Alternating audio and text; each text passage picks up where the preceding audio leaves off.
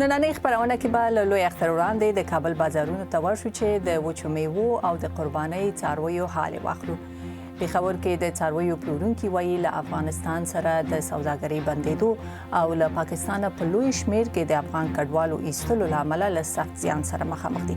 دا هم ګورو چې ترکیه کې ښځې څنګه له اخلي پخلي ګټه ترلاسه کوي او ترڅنګ کې د پیسو ادلون بدلون نرخونه هم درته لرو.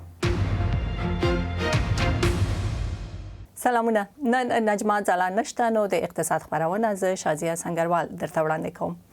له اختر وړاندې د هېواد د بېلابېلو ښارونو کې بازارونه نسبتا توده شوي او خلکو د اختر اړتیاو پیرلو ته مخه کړې ده. خو سره هټیوال وایي د وچو میوو او نورو هغو خوراکي توکو بیې لوړې شوي چې خلک یې د اختر لپاره اخلي.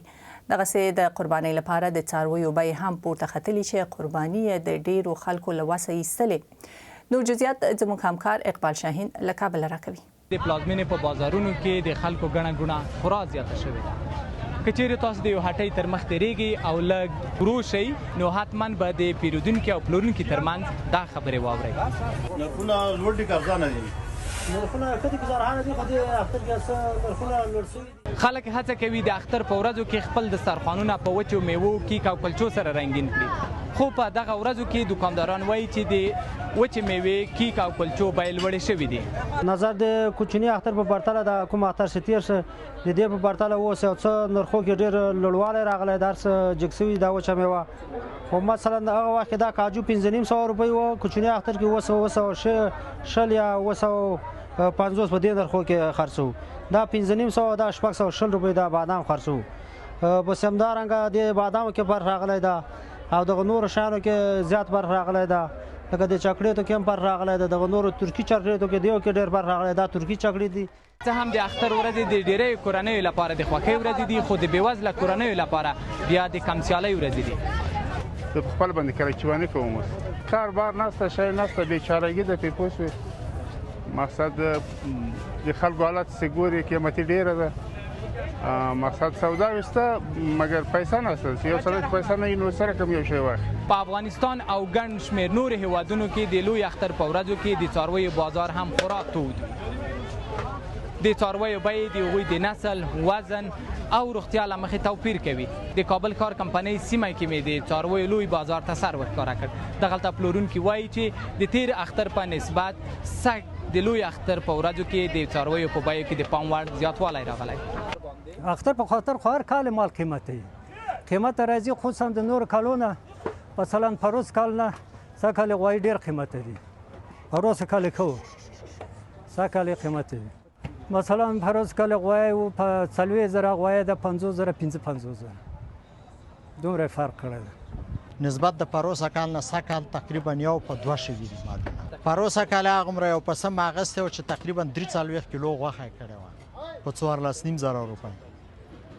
خو سږ کال هماغه پسونو ته ځال ته ورغلم په 11.5 مې وغوښتو چې رانه کړه راته 1,000 نه راته هېڅ کم کړی نه دی. سږ کال لوی اختر په داسې حال کې رارسېږي چې د ځینې نړیوالو سازمانونو د راپور له مخې تقریبا د افغانستان تر نیمایي زیات وګړي له بېوزلۍ سره مخ دي. اقبال شاهین، BBC کابل. هر کال به له لوی اختر وړاندې د قربانۍ لپاره ډېر شمېر څاروي له پښتونخوا افغانستان ته وړل کېدل. خو دا ځل چې د دواړو هیوادونو ترمنځ سوداګري له څه باندې 8 میاشتو راهیسې په ټاپه ولاړه او لارې بندې دي نو د څارویو کاروباریان وایي دوی ته ډېر زیان اوښتی او د افغان کډوالو ایستلو له امله هم هلته پیرودونکي ډېر کم شوي دي. د یو څو تنو خبرې یې اورو. زما کریم نوم دی او د پېښور اوسېدونکی یم. مونږ چې کوم دی د څاروي راولو سخي چې کوم دی دا بیا غونډ کال مونږ ساتو فارم کې. مونږ زما فارم دی او هغې باندې بیا زموږ خرچه کېږي. مزدوران یې را سره بیا دلته منډۍ ته راځي چې ټایم برابر شي نو ټایم کې بیا چې کله دلته اوس مونږ راغو مخکې زموږ د 2 کاله مخکې ما چې ساتلي وو د هغه څاروو او په دې څاروو کې زموږ ډېر فرق دی. فرق په داسې چې هغه وخت کې به د افغانستان لارې کولو وي نو مال به ماشاءالله په مونږ به 14 دن مخکې راتلو او اوس زه 12 دن مخکې راغلم.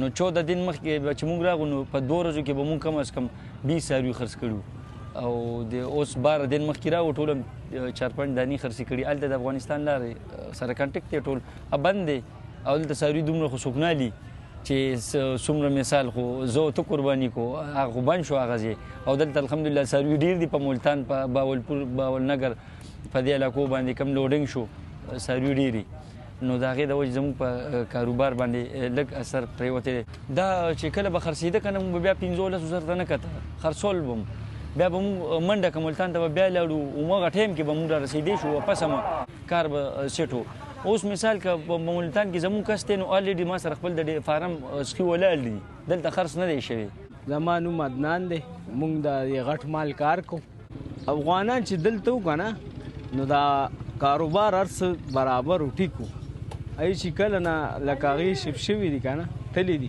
نو خامخا کاروبار باندې مسر راځي که نه ای به 3-4 بوتله حلالول بېدر ای مالداره خلک دلته هر سړی یو علي یو حلالۍ خو هغې باندې مطلب دا دی چې 3-4 کسان پرې شریک شي بیا والي ای به ځان له 3-4 اغشته ګډان به هغې 10 اغشته چیلي به هغې 10 اغشته او دا څاروي چې دی دا غټ څاروي دي دا زموږ د پښتانه وروڼه چې دي که نه کمزوري دي په یو څاروي باندې لکه کم وسدار یو والي ځان لی والي چې کم غریبي نو هغې پې 3-4 کسان راټول شي او واخلي خپل هغه برابر کړي که نه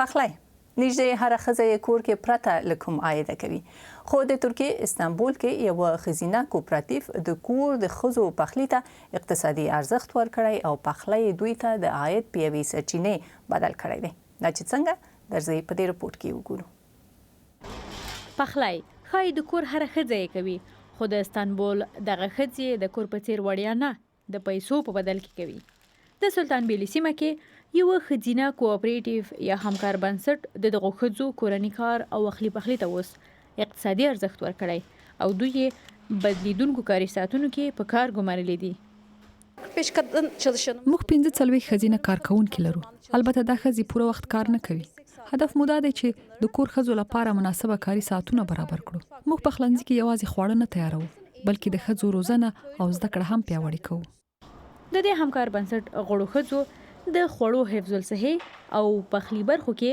روزنې ترلاسه کړې دي او د پوهنتونونو او مختلفو بنسټونو لپاره د خوړو چمتو کولو خدمتونه وړاندې کوي ما مخکې هیڅ کار نه کاوه د کور ښځه وم اوس دلته بیلابیلې روزنې راکول کیږي او همدارنګه کور کې هم وخت تیروم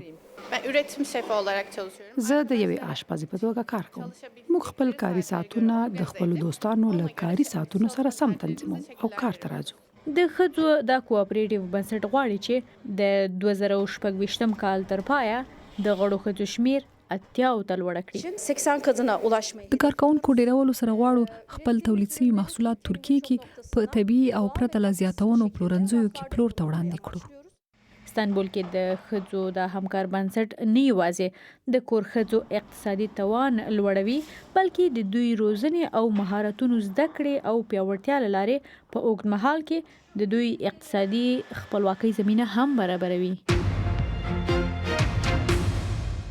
او اوس هم د پیسو عدلون بدلون نرخونه چې کابل کې مو له شهزاده سرای اخیستي او ورسره د BBC پښتو ټلویزیون د اقتصاد خبرونه هم پای ته رسیږي تر بیا ښه وخت